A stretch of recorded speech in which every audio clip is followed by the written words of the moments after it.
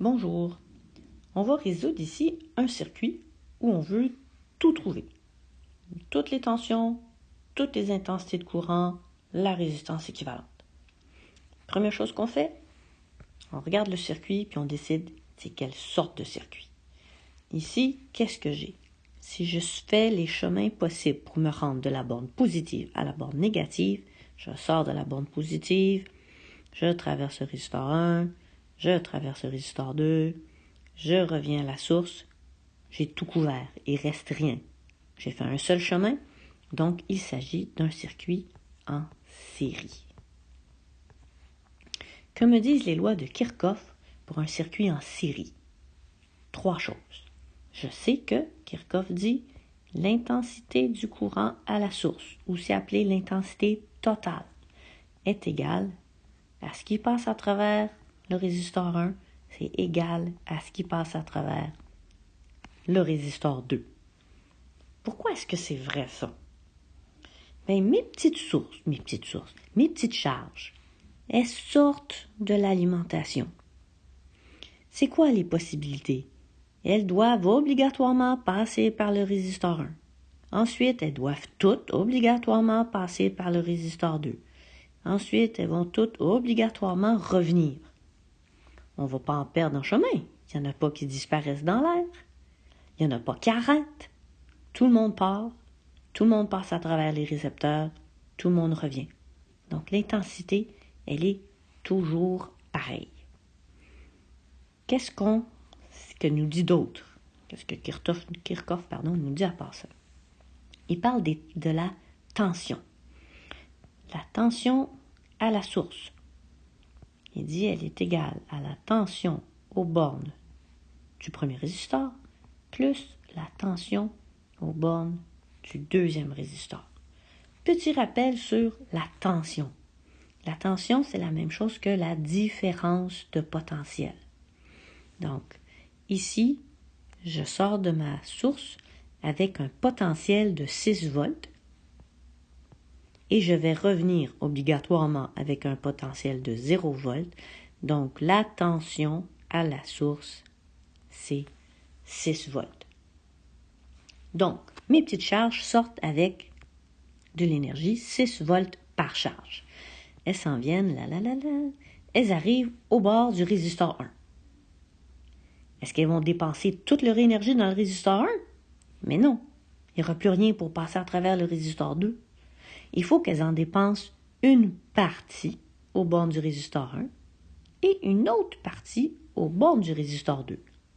Et lorsqu'elles vont sortir du résisteur 2, elles auront tout dépensé, 0 volts. Donc, mes charges sortent 6 joules par charge. Elles en dépensent une petite partie aux bornes du résisteur 1 et le reste aux bornes du résisteur 2. C'est ce que dit Kirchhoff. La tension à la source est égale à la tension aux bornes de R1 plus la tension aux bornes de R2. Qu'est-ce qu'on sait aussi? On sait que la résistance équivalente dans un circuit en série, dans ce cas-ci, ça serait la résistance 1 plus la résistance 2. Si vous voulez vous souvenir c'est quoi la résistance équivalente, allez voir l'autre vidéo sur les résistances équivalentes. Alors, on est fin prêt pour résoudre tout ça. Vous vous souviendrez qu'en classe, j'ai souvent utilisé un tableau pour nous aider à bien voir tout ce qu'il faut remplir. Alors, je vous reproduis ça ici. Voilà, j'ai aussi rapetissé un peu mon dessin. Alors, on va reporter dans le tableau les données que l'on connaît. On connaît la tension à la source, 6 volts. 6 volts. On connaît les résistances R1 et R2, qui sont 2 ohms et 3 ohms. Donc, il s'agit d'avoir les réponses pour toutes les cases vides. U1, U2, R à la source qu'on va appeler R équivalent, IS, I1 et I2. Alors, commençons.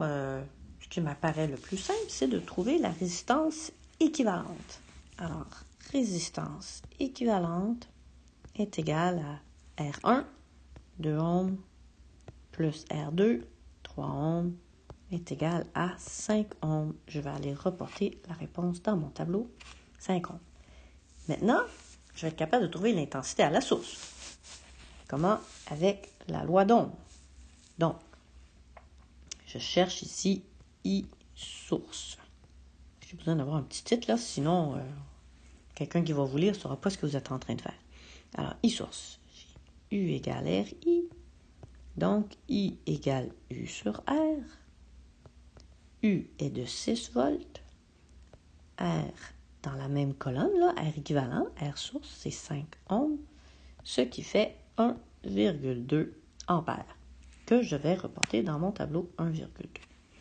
Ensuite, là, je vais trouver I1 et I2, parce que je sais ici, là, Kirchhoff, il me dit que c'est tout égal dans un circuit en série.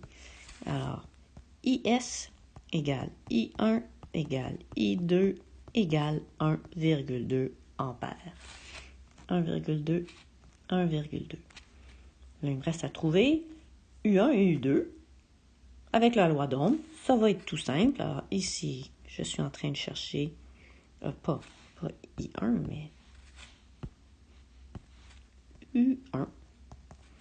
U égale RI égale R 2 ohms fois I 1,2 ampères, ce qui donne 2,4 ampères, que je vais écrire. Pas ampères, non. Alors, j'ai une fixation sur l'intensité de courant. Là. Volt. 2,4. Et ensuite, U2. U égale... Oups, c'est pas égal ici, là. Que je vais mettre ces 2 points. Donc, U égale RI égale 3 ohms fois 1,2 ampères égale 3,6 volts. 3,6. Puis là, je peux même, là, si je veux me faire une petite vérification ici, là, parce que US devrait être égal à U1 plus U2. Ça veut dire 6 devrait être égal à 2,4 plus 3,6 volts. Eh bien oui, ça donne 6 volts. C'est réglé.